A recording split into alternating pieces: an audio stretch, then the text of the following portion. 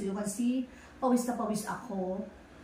Kasi naglilinis ako ng bahay and then malapit na ako mapunta sa paglilinis ng hot cocoa bar natin or hot cocoa bar. Kaya ngayon, bago ko simulan yan, ipapakita ko muna sa inyo ang aking gagamitin sa aking pagta-transform ng hot cocoa bar natin into an ordinary cocoa bar or into a daily hot cocoa bar or hot coffee bar into a Christmassy cocoa bar or coffee bar.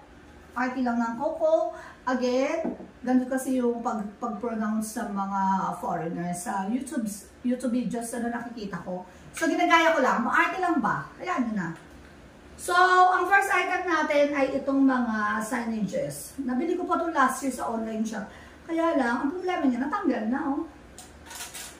Pero, magagawan pa ito ng paraan. Ididikit lang naman. Oh, ganyan. Dikit. Itong Happy Holiday signs and Merry Christmas signs na ilalagay ko sa hot cocoa bar. Bali, syempre, hindi ko pa naman alam kung paano ko siya ayusin dahil marami akong items ngayon na bago. So, hindi ko talaga alam kung paano ko i-jumble ko na lang ako saan magandang kalalabasan. And last video, pinakita ko sa inyo yung purchase ko from Temu na hot cocoa bar tray. Paglalagyan ko siya. Ito siya. Maganda pa rin siya. Ito, gagamitin natin. Again, hindi ko pa alam kung saan ko siya gagamitin. Pero, for sure gagamitin ko to. Hindi ko pa alam kung saan ko siya ilalagay na parte ng coffee bar natin. And then, ito, siguro, diba uso ngayon sa mga homebodies yung mga sandali, pa-aesthetican na cover ng mineral water. Since Christmas, kailangan meron akong Santa Claus water dispenser cover. Ito.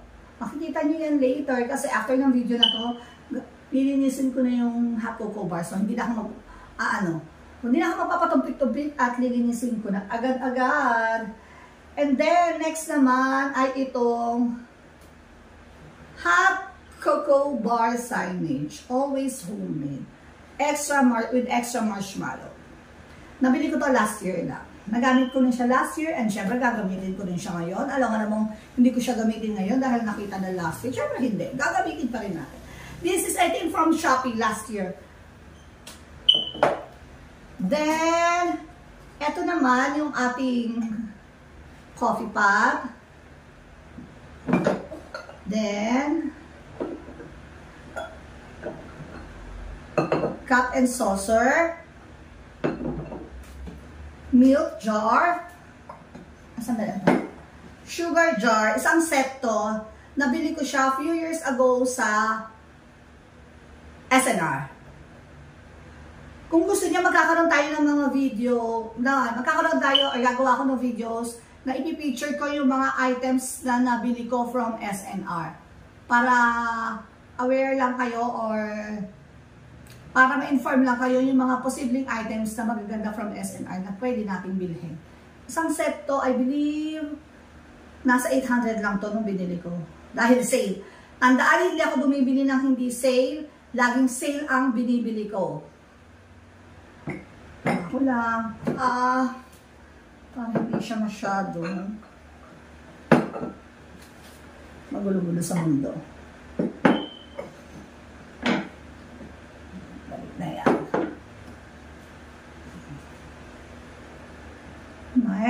Next item naman natin, ito, paper cups. Actually, marami ito last year. Ginamit lang ng ginamit ng mga bata. Ito na lang yung natira. Na Christmas feels din, syempre. Christmas design din. Polka dots and red and white stripes. Shopee din to. And then, yung mga Christmas straws. From Shopee also. Hindi ko na matandaan yung mga presyo ha. Huwag nyo na akong tanungin sa presyo. Kasi hindi ko talaga siya matandaan. So, lagay ko muna siya dyan. And then, itong table napkin holder. Santa Claus table napkin holder from Shopee also. Lagi ako sa Shopee or sa Lazada. Pero last year kasi sa Shopee ako mostly namili. Kaya alam ko to lahat na sa Shopee to. And then, these mugs from SM, as well as these mugs. Kita ba? Christmas Eve delivery. Mas malaki siya kaysa dito. Ito naman mga reindeer na mugs. Nabili ko to 89.75 pesos sa SM. Ito, 49.75 pero original price niya is 99 pesos.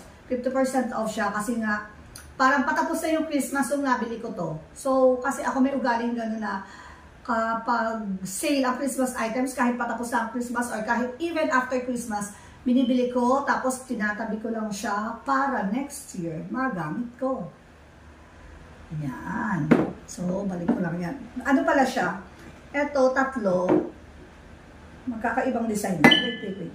Ito parehong design and then this one, ibang design. Medyo white to. Ito, mas dominating, mas nagdo-dominate yung red color dito.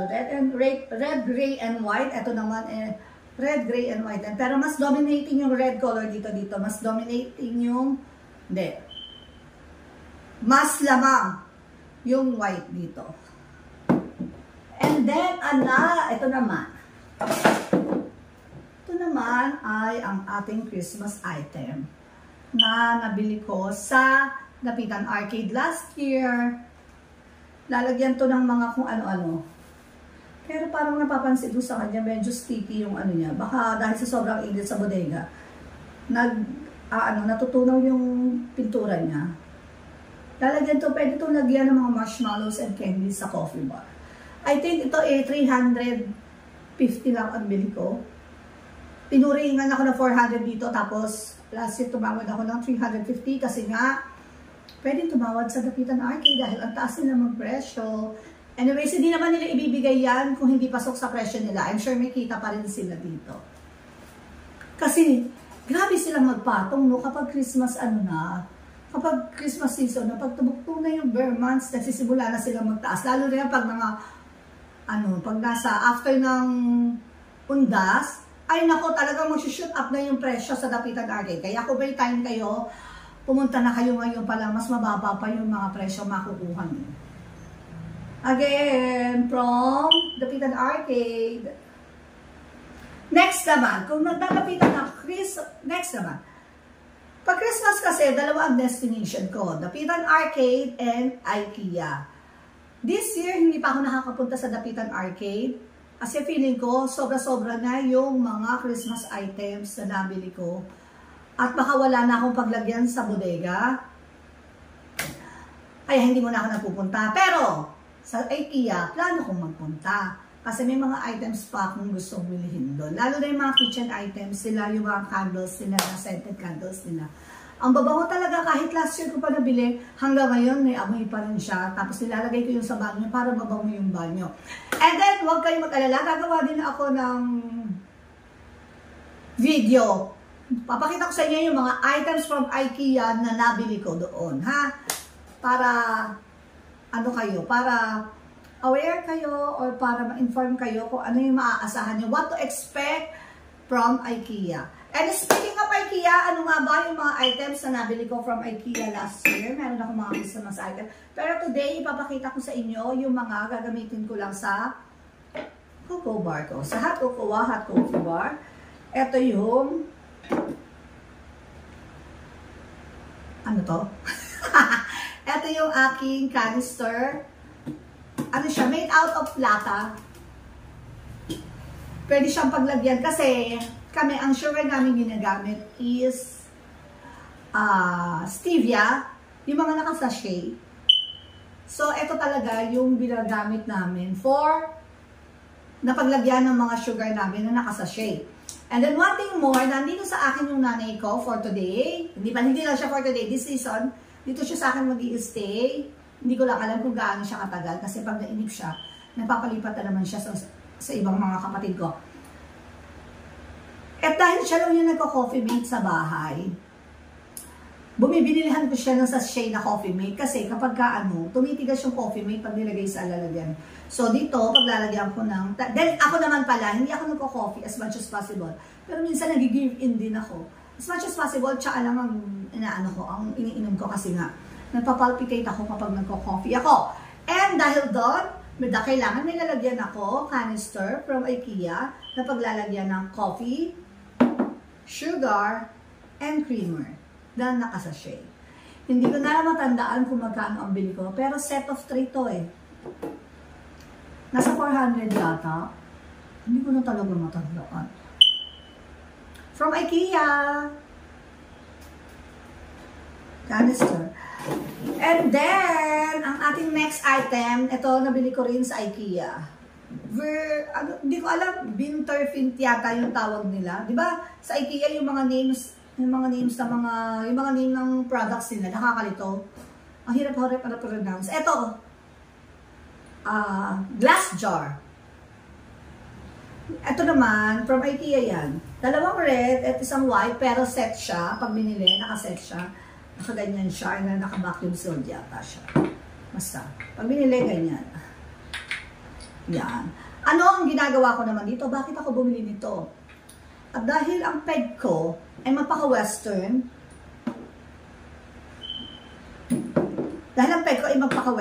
at sa mga western country, ang bongga ng mga hot cocoa bars nila.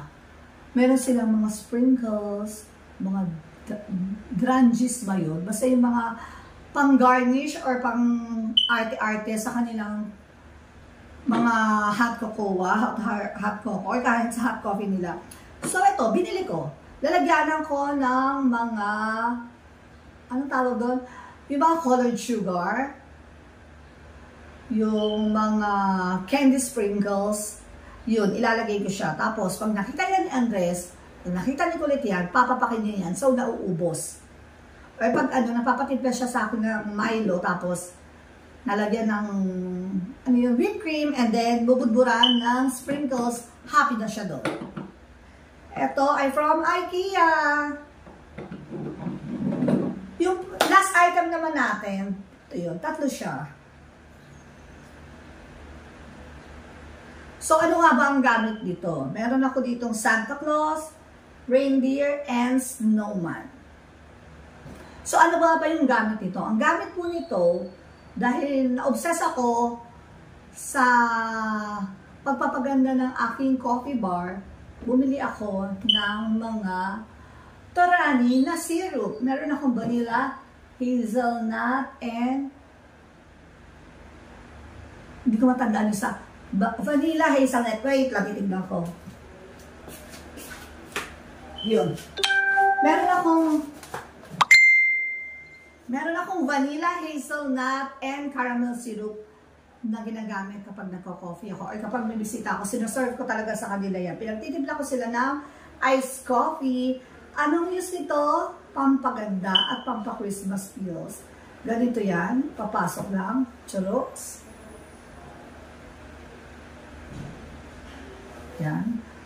Lalagay natin yan. And then, ayun na.